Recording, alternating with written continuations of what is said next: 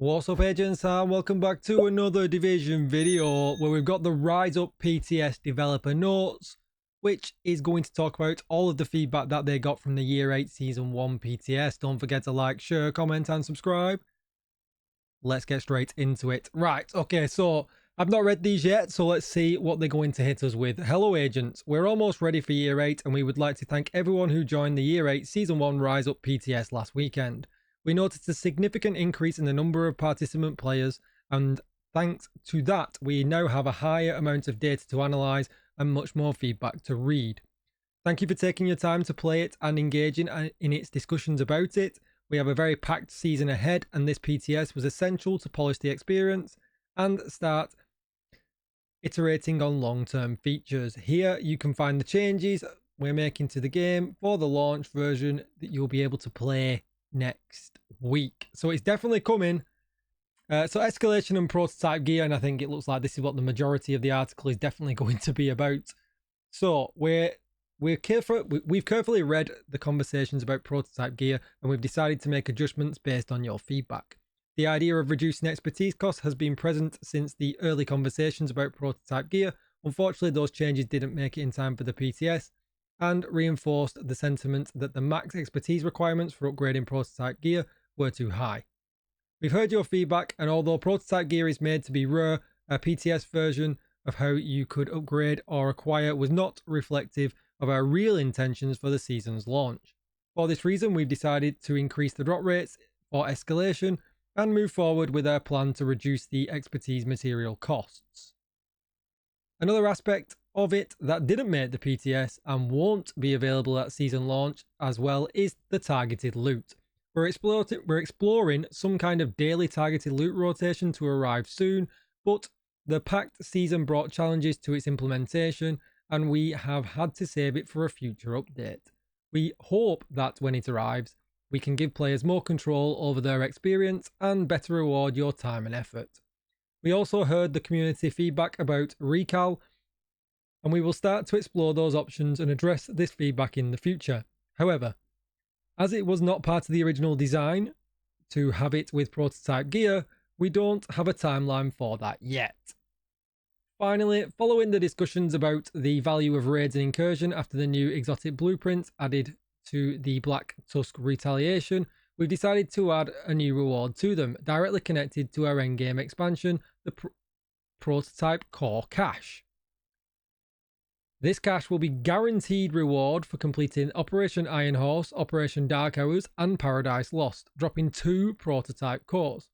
We hope this can bring more reasons to play those experiences, why we didn't add new exclusive rewards. Prototype cores can be used for both upgrading normal gear to prototype and to level up or to reroll augments.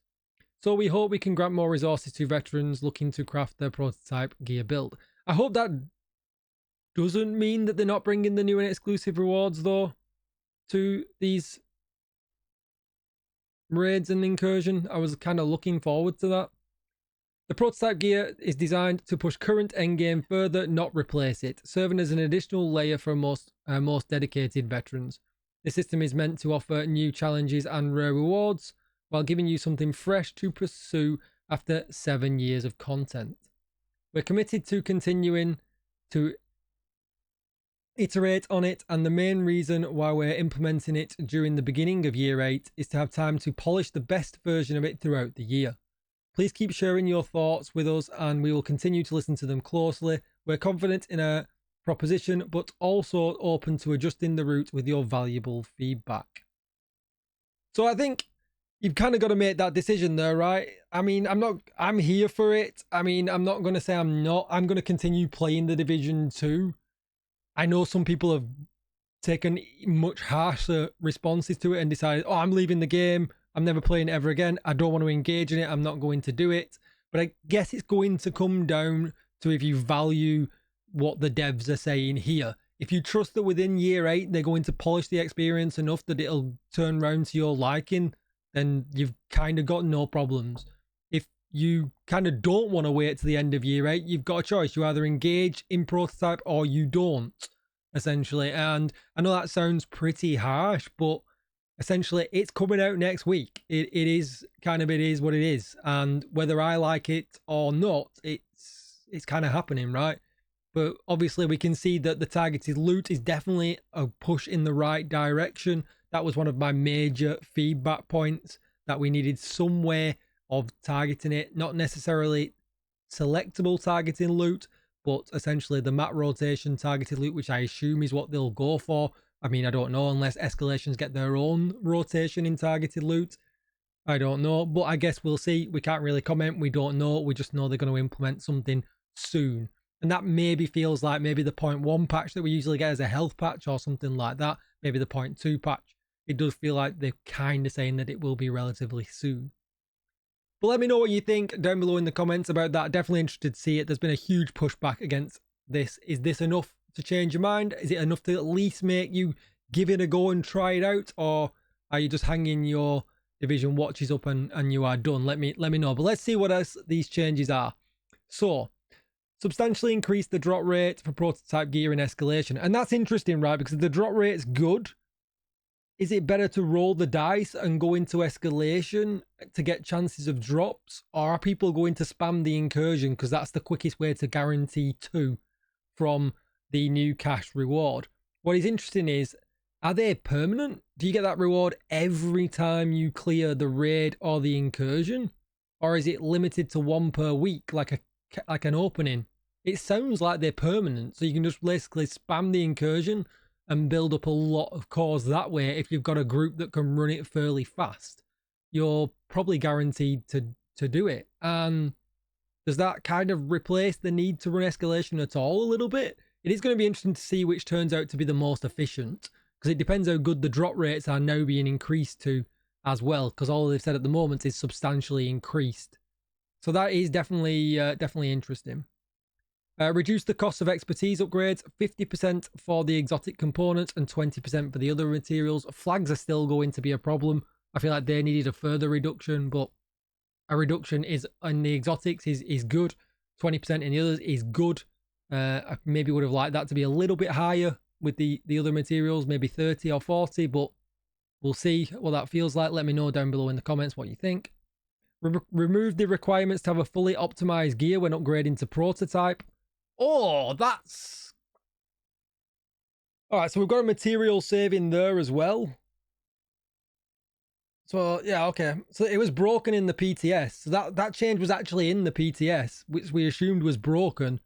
That is interesting. That is interesting. So there's definitely some material saving there and there. So that's good quality of life. Increase the chance for the 3rd attribute to be maxed out when upgrading prototype gear. That's good. That was one of my other main feedback points, that it seemed like the core attribute, well, the first roll had 100% regardless of which attribute it picked. The second had a lesser, and it looked like the third had an even less, therefore punishing high-end gear. When, to be honest, high-end gear is kind of punished already because it's generally not as good as, say, strikers and stuff. And although, yeah, we have some really good pieces, we tend to run backpacks and chest pieces, it shouldn't really be put at a disadvantage to other sets like gear sets. So if they've kind of made, I'd be interested to figure out if that's been made equal to the second chance, because if it has, that puts it on a fairer playing field.